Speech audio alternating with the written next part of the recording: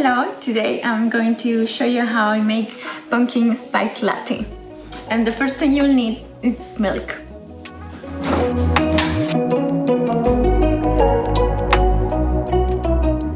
Combine 1 cup of milk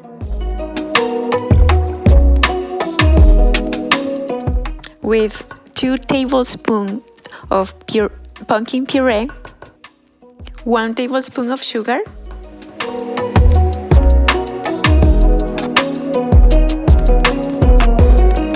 and pumpkin pie spice. We have to let it simmer for a couple minutes, and meanwhile I'm going to make an espresso shot.